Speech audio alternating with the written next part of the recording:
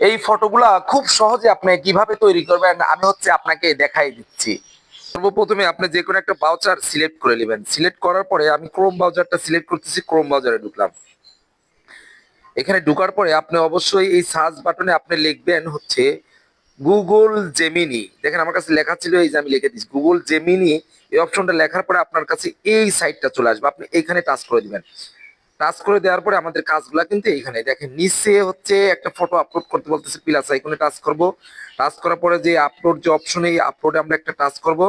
Touch করার পরে এই যে আমাদের ফটো গ্যালারি চলে আসছে, এই গ্যালারিতে একটা টাচ করব। টাচ করার পরে আমাদের এইখান থেকে খুব সহজে আমরা এই যে এটা আছে যে গ্যালারি, এই গ্যালারির উপরে একটা টাচ করে দিলাম। টাচ করে দিলে আমাদের সামনে কিন্তু ফটোর অপশন গুলো চলে আসবে। আমরা এখান থেকে যে কোনো একটা ফটো সিলেক্ট করে নিব। ঠিক আছে, ফটো কই ধরেন আমার এই ফটোটাই আমি সিলেক্ট করে নিলাম। একটা ফটো সিলেক্ট করে নিয়ে এই ওকেতে টাচ করে দিবেন। ওকে, এখন আমাদের মূল কাজ এখানে এখানে আমাদের লিখতে হবে। আমার কাছে লেখা আছে, এই যে আমি এখানে দিলাম।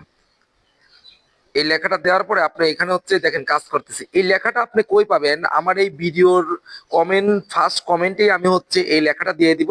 আপনার এই লেখাটা দিয়ে এই ফটোটা এডিটিংটা করে নিতে পারবেন। এরপরে থাকেন, দেখেন কিভাবে ডাউনলোড করে। এই যে কাজ করতেছে, কাজ মনে অলরেডি হয়ে গেছে না, দাঁড়ান একটু।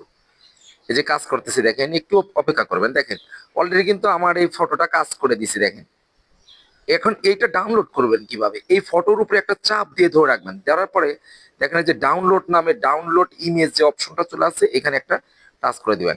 এই যে অলরেডি কিন্তু আমার ডাউনলোড হয়ে গেছে, এই যে আমার গ্যালারিতে অলরেডি চলে গেছে। এভাবে আপনারা খুব সহজেই এই ভিডিওগুলো তৈরি করতে পারবেন। ভিডিওটা ভালো লাগলে ভিডিওটা শেয়ার করে যাবেন, পারলে একটা কমেন্ট করে দিয়েন।